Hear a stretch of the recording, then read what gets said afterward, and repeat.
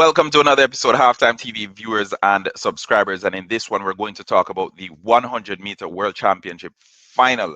Oblique Seville, Jamaica's very own, he secured a gold medal. And I know he had all the Jamaican fans across the diaspora on the edge of their seats this morning. Oblique Seville went into this one not as any of the favorites because of what happened earlier at the championship. Now, coming in, it was always going to be between Kishane Thompson and Noah Lyles. At least that's what they made it sound like. Noah Lyles, he spoke strongly, spoke highly about himself as he usually does. He said the hiccup that happened with Oblique Seville in the first round, he saw it coming because Oblique Seville was panicking. Afterwards, Oblique came out and indicated that he had some personal things that he was working through. Didn't really share much on that, but back to the semi-final, Oblique Seville, he looked good in the final. He came again and he delivered big. And I think this final is one that everyone will be talking about for the next couple of weeks, primarily because how this race was executed. Now, if you go across the space, both YouTube and all the mainstream media, go right across the board, everyone was talking about Kishane Thompson. Myself, I did a video about it indicating that the race would have been between Kishane Thompson and Noah Lyles, primarily because Oblique Seville's mental fortitude has been in question over the last few years. We've seen him do well leading up to these major championships, but when it mattered most, Oblique Seville, more often than not, he didn't show up.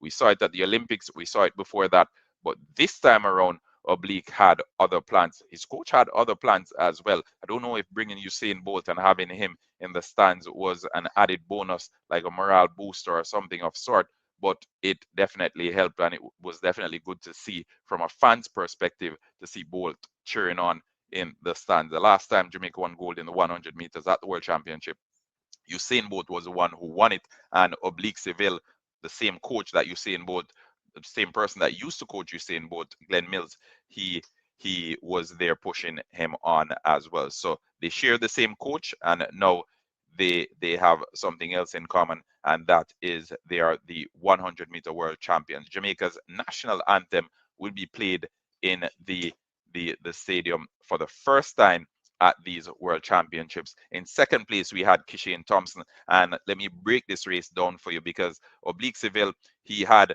not the greatest of start, but a good enough start. However, Oblique Seville, he finishes well, and that's what was to his benefit. Let's see, Tobago, he false started at the beginning of the race and he was ejected. So next to Oblique Seville, we had Kenny Bednarek, and then Oblique, the lane that Let's see, Tobago was in, that was left vacant. And I think that worked to Oblique Seville's benefit as well. So Oblique Seville coming in from the outside. Kishane Thompson was in the inside lane, lined up directly next to Noah Lyles, and throughout the entirety of this race, Kishane Thompson was focusing on ensuring that he's ahead of Noah Lyles. Oblique Seville on the outside, he basically crept in, and with the power finish that he usually has, that's what came to his aid and ensured that he won this race. So Kishane, having gone past Noah Lyles, he ensured that Noah Lyles stayed behind him, and he was of the opinion that since Noah Lyles was behind him, he was ahead of everyone else. That was not to be, because on the other side, Oblique Seville was finishing quickly. And I think it's similar to what we saw at the World Championship in Budapest with Sha'Carri Richardson last time, where she was on the outside. She finished strongly and she ended up securing the victory. So back to Kishane Thompson's race. He started well, looked good for the first 50 meters. Then Oblique Seville got rid of Kenneth Bednarek, who was his closest, the closest person lined up next to him. Got past him real quick, 10 meters in. Kenneth Bednarek was done and dusted. Kishane Thompson had competition from Noah Lyles up until about 75 meters thereabout. So he was focused on Noah Lyles, while Oblique Seville, having gone past Kenneth Bednarek, was just focused now on executing his race, and he did just that. So how fast did these athletes go? How fast did they cross the finish line? And so the top speed for Oblique Seville in this race was 45 kilometers per hour. I think Kishane clocked out 44 point something, but in the end, he crossed the finish line with a time of 9.77 seconds. So Oblique Seville registered a personal best 9.77 seconds. Kishane Thompson, he was second place, 9.82 seconds. So again, finishing behind someone else.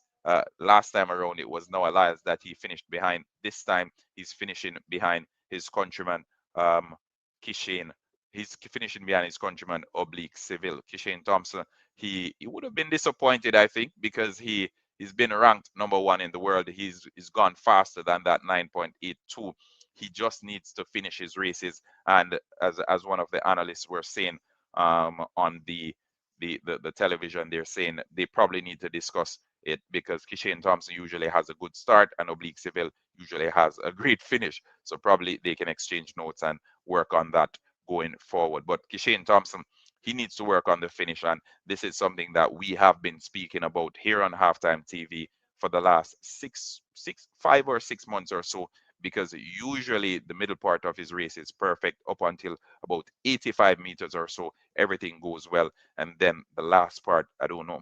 That wasn't like today, that wasn't the case though. I think he finished well enough. He dipped at the finish line, that sort of thing. He dipped the perfect time, but still needs improvement the latter part of his race. I think if he gets that right based on his natural talent and how fast he can go, or based on how fast we've seen him go, his race will improve significantly. So Kishane Thompson, he was second again, this time to Oblique Seville. Noah Lyles, he finished third with a time of 9.89, I believe, and he has secured the bronze medal. So last World Championship, he won gold in Budapest. This time he secured silver. Looking at the top speed Oblique Seville has gone in this one, and it looks like it's just under 44 kilometers per hour. I beg your pardon. I think earlier I said 45, but yes. So Oblique Seville first with 9.77 seconds. In second place, Kishane Thompson 9.82 seconds, and in third place we had Noah Lyles with 9.89 seconds, securing the bronze medal.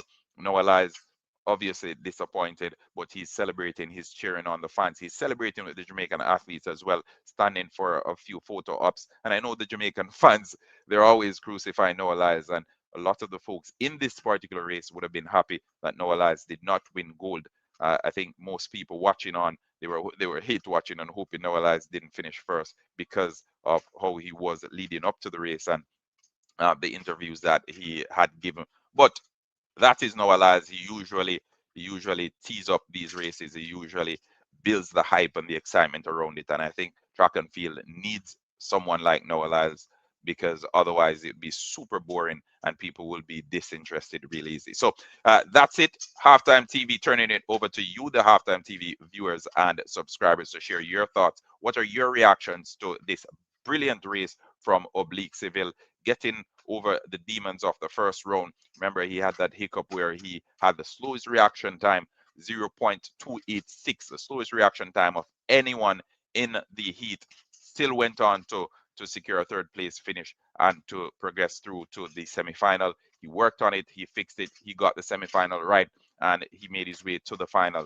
In the final, we saw him register a personal best of 9.77 seconds, the first time that he's dipped below 9.8 seconds. And what that means for him is that he is the 100-meter world champion, the first Jamaican to secure that title since the man himself, Usain St. Leo Bolt, who was in the stands cheering on Oblique Seville this morning.